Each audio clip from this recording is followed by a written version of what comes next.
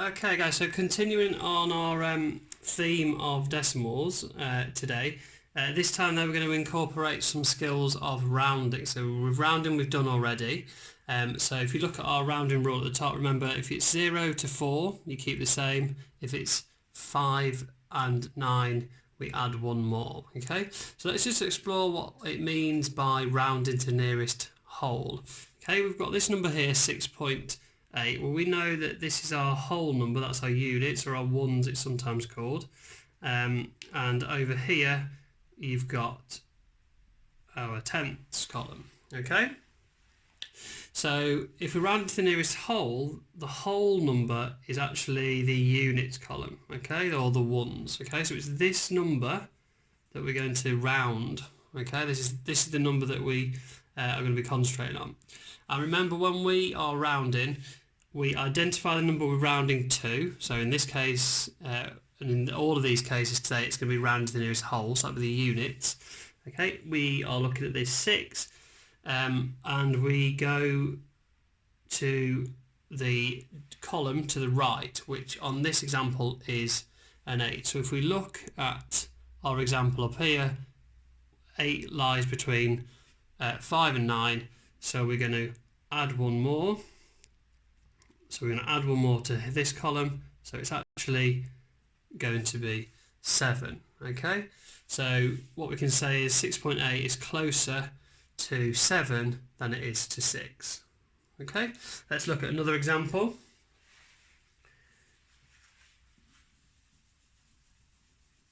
Let's look at a number that's got 2 decimal places this time, and it shouldn't really be any different. Actually, let's do a 2-digit number. So we've got 15.19. Okay, so same as before, we're round to the nearest whole. So although we've got a tenths in here and we've got hundredths this time, that doesn't change what we want to do. We want to round to the nearest whole number, so that is here, okay, because that's our units column, that's our whole number. And we're going to look to the right, and that's going to be a 1. So if it's a 1, we're going to keep this the same, okay. And remember, we reset everything after that to 0. So in this example, the 10 is obviously still going to be there, and it's going to be kept the same, so it's going to be 15. Now, when I say reset to 0, we'd have it 0, 0, but obviously we don't need to show these decimals, the decimal part with zeros in, we just show it as 15. So again, just to recap, 15.19 is closer to 15 than it is to 16. Okay, let's just do one more example.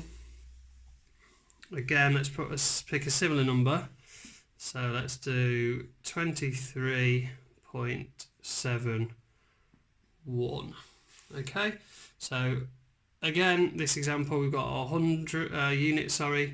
tens, tenths column and hundredths column. So again, we're rounded to the nearest whole number, so that's the units column.